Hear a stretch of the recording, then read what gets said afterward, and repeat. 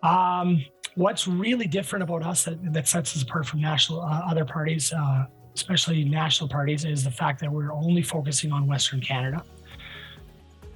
We are kind of taking a Bloc Québécois approach to the West, where if you look, the Bloc Québécois has never formed government. They've never had more than 60 seats in the House of Commons. And yet, for the last 20, 30 years, Quebec has constantly got almost everything it's asked for. All right, welcome to the Carla Rand Show, and this is kind of a special edition because I have Todd Muir on here, and it's very timely because we have a federal election. Hey, Todd, welcome to the Carla Rand Show. Thanks for being here. Thank you so much for having me. Yeah, it's my pleasure. Pleasure to talk to you. Yes, thank you. Yeah, so Todd is the Maverick Party candidate for the Yellowhead region. And the Maverick Party is kind of new. A lot of people are like, well, what is the Maverick Party? So we have a federal election here in Canada.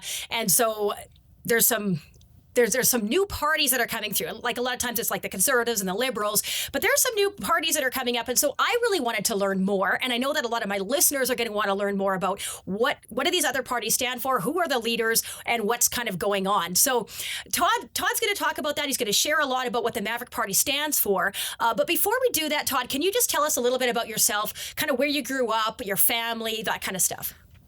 Sure. I would say I'm a sixth generation Albertan. I was born in Calgary, grew up on the mean streets of Glamorgan, if any of your listeners are from there, which is probably one of the nicest middle class neighborhoods in Southwest Calgary there. Growing up, I was always choosing sports, but I found myself when I got into high school, starting to get an interest in politics and history and that kind of thing. Had to decide in university if I wanted to go, which direction I wanted to take. And I ended up taking a kinesiology degree, or I guess it was a phys ed degree at the time, and then switched to kinesiology. But currently I work as a teacher, and I teach both social studies and phys ed. So I kind of got the best of both worlds. I was into both of those things growing up. And now I get to, play some sports with some kids during part of my day, and I get to teach them about history and economics and politics and how society works for the other part of the day. And all that same time, I get to work with vibrant young people that keep me on my toes, which is, I guess, kind of like politics, but it's, people of all ages. Yeah, that's so cool, Todd. We actually have a lot in common. I was going to take a phys ed degree, but at the time I was like my husband, he was taking a phys ed degree. So he's a teacher with a phys ed and art degree, and I'm a teacher with a music and English degree. Like those are kind of our majors or specialties or whatever. So that's interesting that we're both teachers, and interesting that, I'm a fitness and nutrition coach and you're a phys ed teacher. So there's a lot of similarities there. So that's really cool. So teaching, and I think I've talked to a lot of social studies teachers, and I think it's impossible when you teach social studies to not become interested, at least to some capacity, in politics, because there's so much about politics in social studies. There's so much history. There's so much, where you see history repeating itself, and where you see there's whole political units and stuff that you have to teach, right? So of course you're going to be at least, fairly aware of politics. Yeah, and as a teacher, we have so much polarization going on in our world. And as a social teacher, you try to teach your students how to look at the world from multiple perspectives. And that's really important in dealing with, with learning people, meeting people from, different backgrounds, getting their perspectives, obviously stating what yours is, but trying to understand where they're coming from. And, sometimes you just agree not to agree. Mm-hmm. And that's, I think, helping me keep sane on the campaign trail, understanding, that people do have different perspectives, and that background in social studies helped me prepare for that. Yeah. Oh, totally. So what got you into obviously I see now what got you into politics, but what made you decide, Todd, that yes, I am going to be the candidate running for the Maverick Party? What happened to lead to this? It was kind of a sudden decision that caught me by surprise.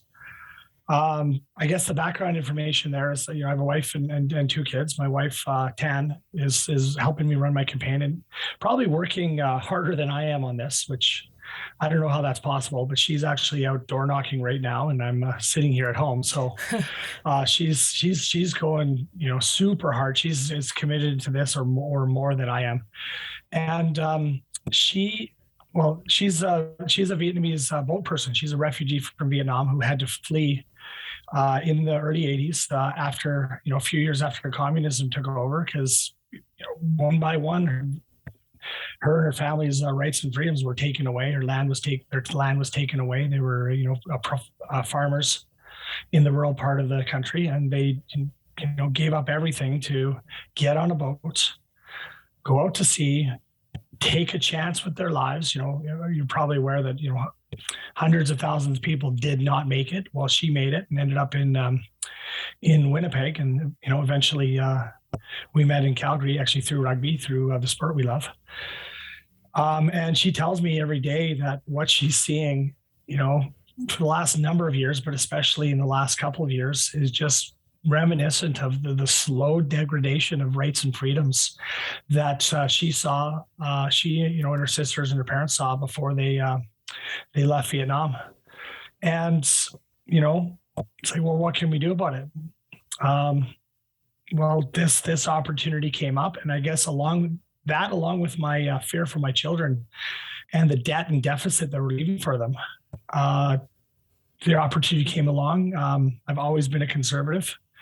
I voted Reform Party or Conservative every federal election, since I could vote. And when I went to a meeting with where our leader Jay Hill was speaking, and he started talking about these problems that we face, and the problem's the easy part, and then he talked about the solutions that the Maverick Party had, and those solutions actually made me think, hey, there is future, there is possibility for this country, or for this part of the country. Hopefully, we can drag the rest of the country kicking and screaming with us to actually get back on the right track, which would be to fix fiscal accountability, democratic reforms that actually make us the politicians listen to the people and do what the people want, and most specifically rights and freedoms and the fairness and equality for the West, which has been missing for so long. So when I heard the basics of the platform on that, I thought, I did miss a paycheck last year due to COVID. I'm not in a great financial situation, but I'm in a better financial situation than a lot of people. And I can't just sit back and complain anymore. I had to try to do something. And here I am, campaigning 24/7, still working at the school right now. But when I'm not, taking a little bit of time off, when I'm not working, I'm campaigning is my full-time job, trying to get the word of the Maverick Party out. Mm-hmm. So like you said, we're a new party, and until everyone knows what we're about, that's all we're going to do. Here's who we are. Here's what we do. Yeah, and I'm glad that you reached out to me. And I will say, I'm not going to say like who I'm going to vote for. I don't know if I'm going to vote for you or if I'm going to vote for another party, or I don't know yet. There's still a lot of things that I have to weigh. But it was interesting. I had a friend of mine, actually. She was like, oh, Carly, you got to look into this Maverick Party. So I watched some videos, and I looked at it, and I was like, man, this is really interesting. It's a little bit different than kind of the typical, like what we're typically seeing, kind of what the Maverick Party's platform is, what they stand for. So do you kind of want to share a little bit, like, what does the Maverick Party stand for all of those who are very curious about this kind of party that's rising up? Well, yeah, the first 2 points are pretty easy. They're the basics of the party. We've got freedom in our logo. If you look up Maverick Party, the I is a freedom, which I wish I had it behind me. Oh, I do right up here, if we can see it up there. Okay, freedom. Freedom in the logo there. Yeah. Which again is important to me, really important to my wife, as somebody that's lost her freedoms. Mm-hmm. If it increases or restores our freedoms, we're in favor of it. If it limits our freedoms, we're not in favor of it. Pretty simple. What's really different about us that sets us apart from other parties especially national parties, is the fact that we're only focusing on Western Canada. We are kind of taking a Bloc Québécois approach to the West, where if you look, the Bloc Québécois has never formed government. They've never had more than 60 seats in the House of Commons. And yet, for the last 20, 30 years, Quebec has constantly got almost everything it's asked for. And the Bloc Québécois philosophy to that is, okay, what's in it for Quebec? Now, it'd be really nice if we didn't have to do that. If we were, one nation looking after each other. If I buy Quebec maple syrup, well, you got it because it's the best maple syrup on earth. And we all cheer for each other's hockey teams, and we buy our steel from. We make sure that our steel is coming from Ontario, and our wheat's coming from Saskatchewan, and our wine from BC. But our lobster from the Maritimes, and our oil from the West. But it hasn't been the case lately. In the last number of years, as I'm sure your listeners know, Alberta's been the economic engine that drives Canada through our oil and gas industry, as well as farming and mining and forestry, but especially through oil and gas. And yet we cannot get our fair market value for our products because we cannot get it to market because there's roadblock after roadblock placed upon us, mostly by the federal government, especially with, Bill C-69 and C-48, the tanker ban, West Coast tanker ban, and the No More Pipelines law. Well, how can we actually get it so that we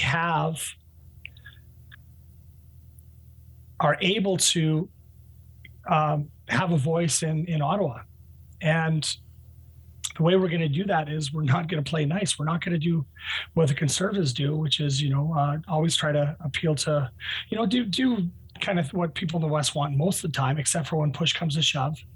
And Quebec and Ontario want something different. Like with the carbon tax, Aaron O'Toole has now said he supports the $50 per ton, or he calls it carbon pricing. We all know it's a carbon tax. Well, why does he do that? It's not because his base out in the West wants it. We're farmers and ranchers and oil workers. We drive a lot further distance than people in the East do in our daily lives. We heat our homes with natural gas. So that carbon tax hits us especially hard, hits our industries hard. It's done because the Conservatives take our vote for granted and just assume, there's no other choice. Well, there is a choice. We're going to stand up for the West and only for the West, like the Bloc Québécois does for the people of Quebec. And that's kind of our short-term plan. Long-term, we're going to put into motion our five measures, or five changes to the Constitution that would actually make it fair and equitable for the West. So part of that is a elimination of the equalization formula, which unfairly punishes your natural resources, like oil and gas, in favor of Quebec Hydro. Theirs is not part of the formula. Ours is. That's why they get so much money and we end up putting so much in. Part of it is equal representation, where currently we have about 11% of the population in Alberta, but we're close to 6% of the MPs in the House of Commons. Senate reform, the old Triple E Senate, needs to happen. And we were very close to getting it happen in the Reform Party days. Well, we need to fight for that again. Currently, our senators are appointed by our prime ministers, who are mostly chosen in Quebec and Ontario and East. They're not elected, and it's not equal. It's not even close to equal. Currently, Nova Scotia has 10 senators. Alberta has 6. Alberta and BC, with the population of Quebec, the same population combined as Quebec, has half the senators. Well, things like Bill C-69 and C-48 would have never gone through had we actually had an effective Senate. So our goal is to make things fair for the West, so that this talk of we got to leave Canada in order to get it fair. Well, that might be the case, but let's try to fix things first. If we can fix that, then we'd all be happy, patriotic Canadians again, instead of wondering, when we're going to get our fair share. Does that kind of summarize Yes. what you've heard about the Maverick Party? Yeah, Awesome. it does. And there's been so many people that have talked to me and just said, like, yeah, the West is just like ignored. The West, the election is basically decided before, as soon as the East votes are counted, it's basically decided because we just don't have hardly any seats out here. And so it's very frustrating. I think there's a lot of people from the West that are they've just had it. So I think it's a great time for your party to come in here and say, hey, we want to do things differently. And I think a lot of people in the West and Alberta, BC, Saskatchewan are going to be like, hey, this sounds really good to me. You kind of talked about what you're standing up for. What would be the main things that you would be standing against? It sounds like you'd be standing against, I guess, anything that's not going to benefit the West, essentially. Is that correct? Yeah. Simple answer. If it's good for the West, then we'll support it. We would stand against things that's special treatments for Quebec that aren't applied to us. Personally, I look at all that Quebec gets and I say, hey, that's great for them. Why can't we get the same thing? The most recent thing would be the veto of certain things in the Constitution, the right to change the Constitution unilaterally on certain things. Is that being applied to the West? We're against the current equalization formula. We're against the equalization formula, period. Equalization is meant to be just, taxes in, taxes out. Everyone has, fair and equal access to healthcare and education, whether you live in a prosperous part of the country or not. Well, that's all good. I think as Albertans, we don't mind, sharing some of the wealth. But when it's so unfair that we have multi-billion-dollar deficits, while Quebec, who's taking 12 to $15 billion a year, is posting surpluses, then we're against the equalization formula and how it works today. We're against the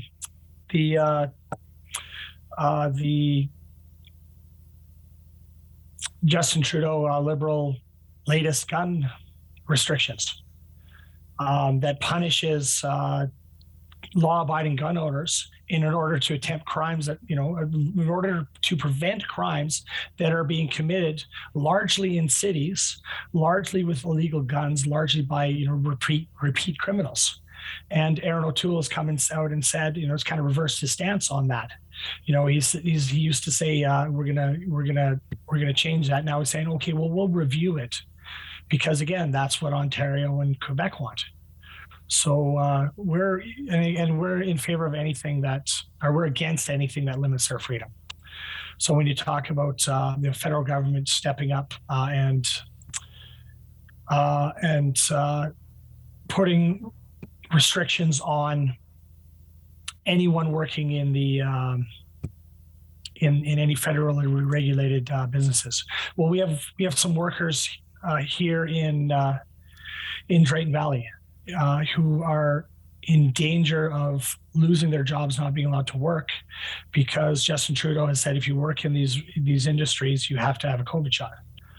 Well, they're, even if they've had COVID, even if they've got their valid reasons for not having the shot, it should be, even if it's an invalid reason, it should be their choice. It's their personal freedom. It should be their choice what they put in their bodies. So we're against anything that limits people's personal choice. Right. So you don't so would you say you have a specific stance on COVID, or is it just you have a stance as far as everybody should have the freedom to choose what they do? Does that summarize it then? Well, a lot of the COVID restrictions coming through are provincial. And as a federal party, we can't really have an official say on anything. That we can't go out and say, hey, leave us, Ottawa, leave us alone. Let us have our autonomy. Let us do our own thing. And then say, oh, wait, Ottawa, you got to step in, when our province is doing something here that we don't like. I guess that's up to Alberta voters to decide next election, or before that, to protest, to give money to to groups that are opposing the vaccines. There's, the Justice Center for Constitutional Affairs. I believe John Carpay's group is one of them. That would be their jurisdiction. I, as an individual, can do that. I, as a member of parliament, cannot step up and interfere with provincial jurisdiction. I can say, we're a party of freedom, so we'll support freedom. I can say, we're against anything that limits that freedom, including these so-called COVID passports. But the COVID passports are, first of all, I don't think they're legal. I guess that's up for the courts to decide. Secondly, for us, they're distracting. It's the main issue, which is the unfairness that we've been experiencing, for the last, probably as long as we've been a province. And I'm thankful that we don't have a government currently. I know if Justin Trudeau had his way, he would have had his restrictions on us right from the start. So it's good that we've had people standing up for the provinces and say, hey, we have provincial rights. Otherwise, who knows what Justin Trudeau would have done with these restrictions? I guess it would have been a year and a half ago. He definitely bungled the things that were in his responsibility, which would have been the controlling the borders and making sure the PPE got out there. But luckily, he wasn't allowed to take control of the things that are under provincial control. So, yeah. So Todd, why should we vote for you? Like, why should we vote for your party? But specifically, why should people in the Yellowhead region vote for Todd Muir? What would you say? Oh, that's a tough one. The voting for Todd Muir, the voting for a party. I stepped forward because I thought that the message had to be heard. So I'm a big believer in the message. So let me focus on the message here first. Yeah. Before I get to myself, the message of the Maverick Party is one of fairness for the West. If you think we get a good deal from the Conservatives and the Liberals, nobody thinks we get a good deal from the Liberals. But if you think we get a good deal from the Conservatives, if you are happy with the current equalization formula that was put in by Stephen Harper, who I think is one of our greatest prime ministers ever, but he still put in that equalization formula because he thought it would get him votes in Quebec. And he took our votes for granted. If you think that it's fair for the West and we don't need to change anything, and that voting Conservative will get you that change, then by all means, keep voting Conservative. But if you think that we need to do something different to get a different result, then Maverick Party is your choice, because we're gonna do something that's been proven to work, which is be like the Bloc Québécois is. And only stand up for the West. And we've got a really good plan at maverickparty.ca outlined under the two-track approach to the Constitution and to the future of Canada and Western Canada of how we can actually fix this country to make it better for us. We've been talking about change since, I remember hearing about the Western Canadian concept when I was a wee lad of probably 6 or 7 years old. In the early 80s. We had some change coming about in the Reform Party, but the Reform Party made the mistake of trying to, the motto was the West wants in. So they tried to run nationally. And in doing so, we got Harper, which, he was able to do some good things, but he never got pipelines through. And he messed up equalization because they had to appeal to Ontario and Quebec. So we're never going to run west of Manitoba, Ontario. We're always going to be fighting for Western Canadians and Western Canadian values. And we never have to do what the rest of Canada wants. And an effective voice in opposition can be as good and in some cases better than a voice in government, as the Bloc Québécois shows, and as the Reform Party showed in the 1990s, when their key idea of deficit and debt reduction became the platform for Jean Chrétien and Paul Martin. So that's, I guess, a good summary of why the Maverick Party should be your choice if you are not happy with the way things have gone for Alberta and the West in the last few years. Personally, I guess the reason you vote for me, I've got absolutely nothing against Gerald Sikora. I met him. He seems like a very nice man. I hear that when you call him, he's very good on the phone. I would like to model myself after that. What he does well, I'd like to do well. But at the same time, I am allowed to speak up for Western Canada.